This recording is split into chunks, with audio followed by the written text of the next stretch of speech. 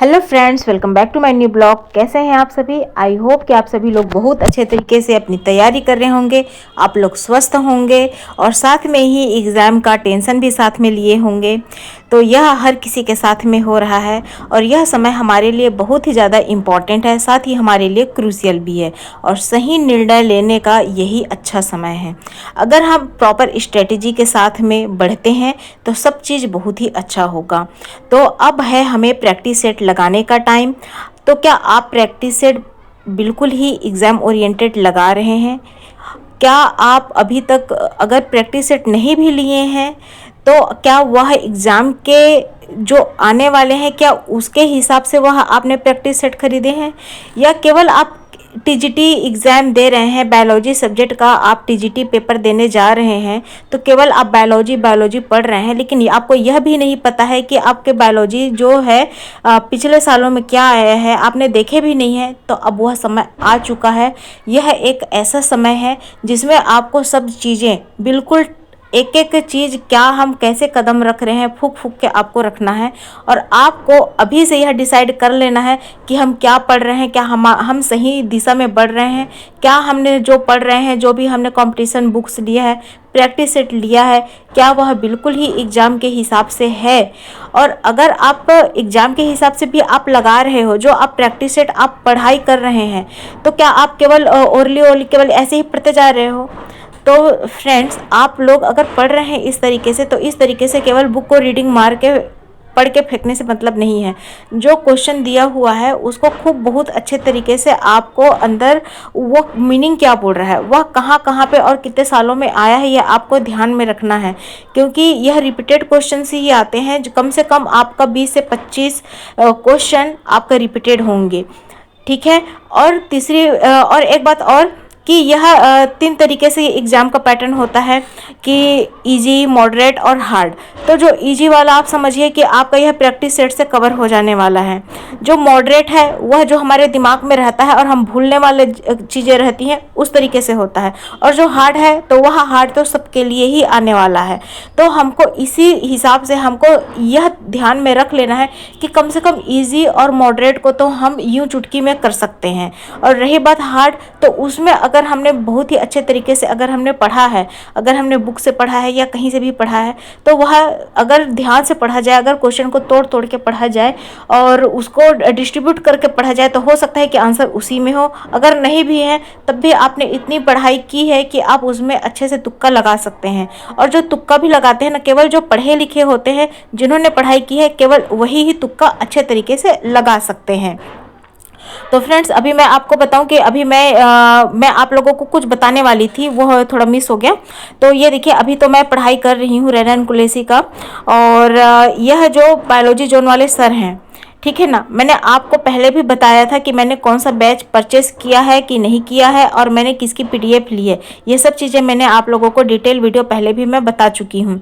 तो फ्रेंड्स, मैं आप लोगों को बताया था कि बायोलॉजी के लिए सबसे बेस्ट तो अंजू मैम है ना, सिद्दीकी सर है जो बायो एंड सिविल जंक्शन वाले, और मैंने ये बायोलॉजी जोन वाले सर को रिकमेंडेशन आप लोगों को दिया था, है ना। इसके अलावा और भी है, टीचर्स एकेडमी है, राजीव एकेडमी है, और बहुत बहुत सारे हैं।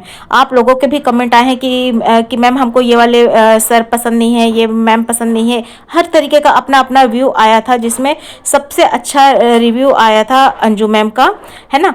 और जिन्होंने कोर्स परचेस किया है, तो फ्रेंड्स, अब वह समय आ गया है कि जो उनके पीडीएफ से आप उन लोगों को कंटिन्यू करिए। और मैं अभी आप लोगों को मैंने 10 दिन का स्ट्रेटेजी भी अपना बताई थी कि 10 दिन तक अभी जूलॉजी पढ़ूंगी, उसके बाद 5-7 दिन तक मैं अपना बॉटनी पढ़ूंगी।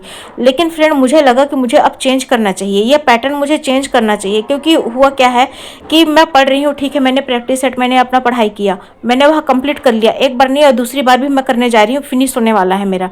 लेकिन फिर भी मुझे यह डर सा लग रहा है कि मैं कहीं तो मैं मिस्टेक कर रही हूँ, कहीं ना मिस्टेक कर रही हूँ।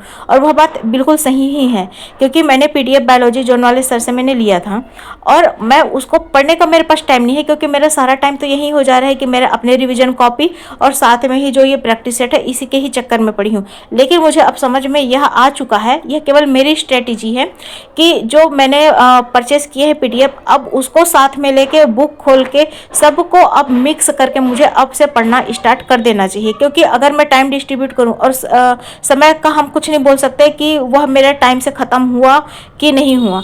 तो मैं अब साथ में ऐसा रिवीजन करूंगी कि जो अगर कुछ भी एक, जैसे सिलेंट्रेटा का मैंने पढ़ाई किया तो सिलेंट्रेटा में जो सर क्या पढ़ा रहे हैं, मैंने सेट में मुझे पता है कि कहाँ पे किस तरीके से आता है। सिलेंट्रेटा के ही क्वेश्चन हर प्रैक्टिस सेट में अलग अलग तरीके से पूछा गया है, तो मैंने पढ़ा है, तो ये चीज़ें मुझे पता है। इसीलिए ही मैं आप लोगों को बोल रही हूँ कि अगर आपने बिल्कुल ओरल टाइप से पढ़ते गए और ख़त्म कर लिया सोचे, तो ऐसा नहीं है। आप लोगों को उसके अंदर की गहराई को समझना पड़ेगा, तभी तो आप प्रैक्टिस सेट के थ्रू आप जो भी आपके पास मटेरियल है उसको आप समझ पाओगे अच्छे तरीके से। और ऐसा नहीं है कि जो अभी पढ़ना स्टार्ट कर रहे हैं तो वह बिल्कुल ही नहीं कर पाएंगे, ऐसा नहीं है। जो टीजीटी लेवल का पढ़ रहा है मतलब कि वह अपने आप में काफ़ी कुछ उसने पहले हासिल कर चुका है, बहुत कुछ वह पढ़ाई कर चुके हैं। तो अब वही समय है कि अब बिल्कुल स्ट्रेटेजी के साथ में एक जो ये क्रूशियल टाइम है हमारे लिए, इतना इम्पोर्टेंट टाइम है, सही निर्णायक समय है, तो इसको साथ में लेकर आप लोग अपना बनाइए, अपना पैटर्न बनाइए। दिमाग में उस चीज़ का एक माइंड मैप होता है ना, उस तरीके से आप लेकर चलिए।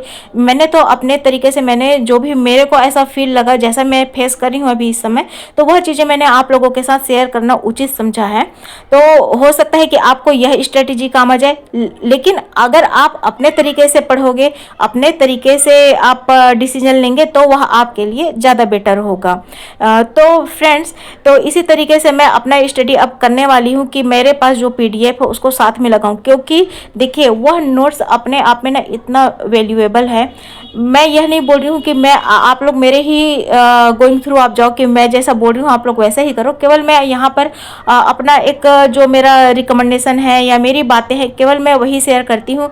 एटलीस्ट हर किसी को यह पढ़ने का मोटिवेशन सेल्फ होना चाहिए कि हाँ हम पढ़ रहे हैं, हाँ हम कर रहे हैं, तो वह एक सही राइट डायरेक्शन की ओर जाए, है ना। तो वही चीज़ें हैं कि जो मैं अपने साथ फील कर रही हूँ वो मैं आप लोगों के साथ शेयर मैं कर रही हूँ। और मेरी अब स्ट्रेटेजी में थोड़ा सा अंतर आ चुका है। अब मैं इस तरीके से मैं पढ़ाई करूँगी और उसके बाद जो भी होता है मैं आप लोगों के साथ शेयर करूँगी। तो फ्रेंड्स, अभी कुछ समय से काफ़ी डिस्टर्बेंस चल रहा है, क्योंकि हमारे घर के बाहर कंस्ट्रक्शन चल रहा है, आंगनबाड़ी केंद्र बन रहा है, तो उसका इतना ज़्यादा डिस्टर्बेंस रहता है ना कि काम भी चल रहा है, तो वीडियो टाइम पर अपलोड नहीं हो पाता है। कभी मैं 10 बजे करती हूँ, कभी 4 बजे, कभी अलग अलग टाइमिंग में रहता है।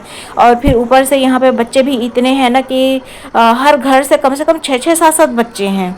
आप विश्वास नहीं करोगे, यहाँ इतने छोटे छोटे बच्चे हैं, मतलब कि 3 से 4 साल के बच्चे की तो पूरी 15-20 बच्चे वो होंगे। इसी तरीके से थोड़े से और ऊपर 13-14 साल के बच्चे, इतने सारे बच्चे पूरे आसपास पूरे इतने शोर मचा के रखते हैं कि मेरे को वह टाइम नहीं मिल पाता है। इसीलिए जब भी होता है मैं अपना वीडियो अपलोड करती हूँ। Thanks for watching.